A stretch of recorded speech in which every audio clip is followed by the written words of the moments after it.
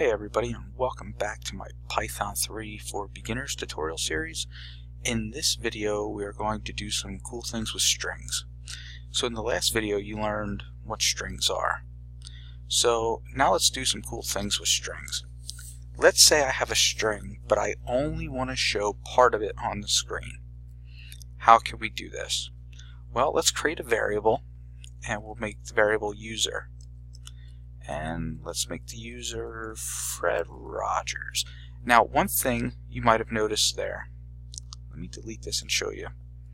PyCharm is really cool with how it helps you with syntax.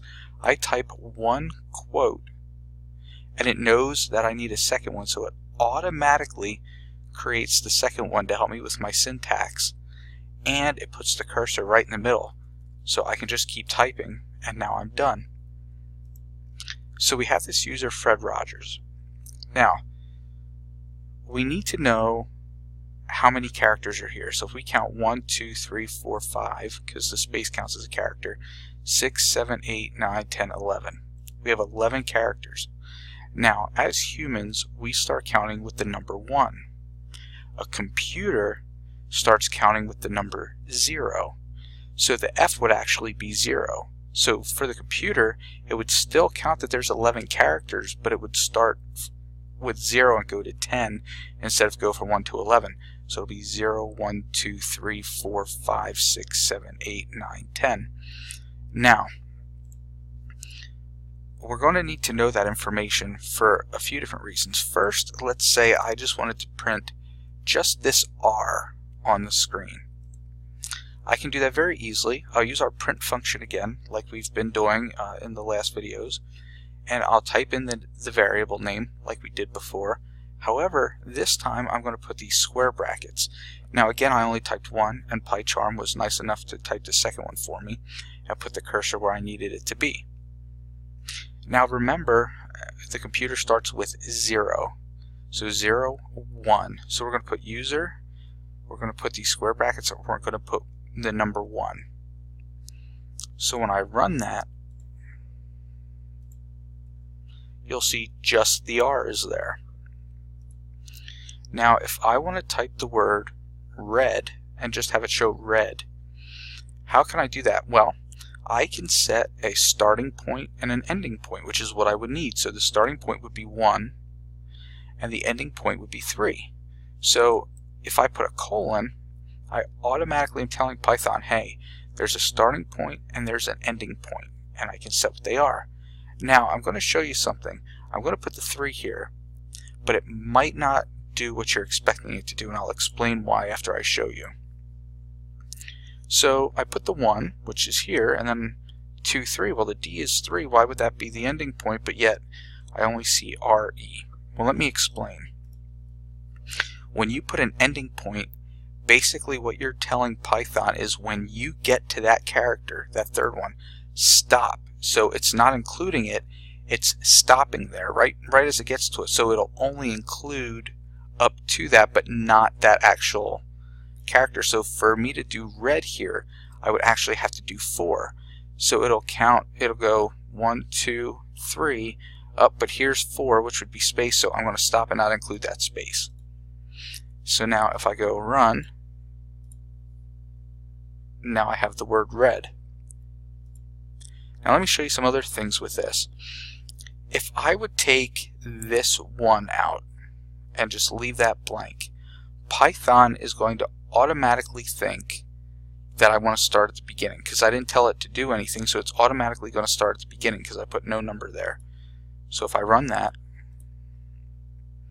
you'll get the word Fred. Now that goes the other way too. If I put 3 here, but I don't put anything at the end, and I put run, so you can see because I took the number out of the end here, it's basically telling it to go to the end because I didn't tell it where to stop. So it's like, okay, well, we want to start at 3, so 0, 1, 2, 3, so we start at the D, but we weren't told anywhere to end, so we'll just go all the way to the end of the string. So I have D space Rogers. Now, some other stuff you can do with this, which is interesting, is not only will a computer count from left to right, but it will also count from right to left. So if I wanted to count starting from right to left and I just wanted to show this S, now I would start doing negative numbers. Now there is no such thing as -0 because -0 equals 0. So in this instance I would start with -1. I go run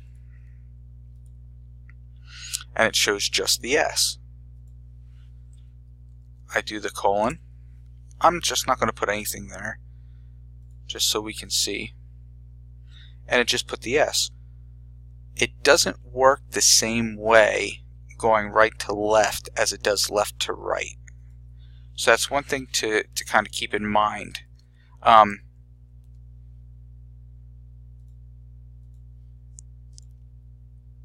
You see how it didn't put anything there? It's because it only works splitting the string when you're going from left to right. All these negative numbers are for is if I want to read from right to left. So if I take the -1 away and I put -3, now it'll show me the E because it's -1, -2, -3. But I cannot split those. I can only split them going from right to left. Now, the other thing we can do is we can figure out how many characters we actually have in a string and what the computer is saying we have in the string. And there's a cool way to do this using something called LEN. And if you think of LEN, just think of it as short for length. So if we want to print LEN, we're going to put brackets around it, and again, it finished the brackets for me. And I'm going to put user. When I run, it's going to say 11 because there's 11 characters. If I just take these away and I just have just Fred there's 4 characters, and whether we count 1, 2, 3, 4 or 0, 1, 2, 3, there's still only 4 characters there. So you learn how to split strings. You learn that you can only split them going from left to right, not right to left, but you also learned how to show if you just wanted to show starting with the right. You also learned how to have a starting point and an ending point, and you also learned how to show the length of the string using LEN. So you learned a lot about strings and a lot of helpful things that you'll be able to use whenever you program something. You'll find these things come in handy years down the road. So in the next video we're going to continue learning Python 3 and do some more cool stuff. I'll see you there.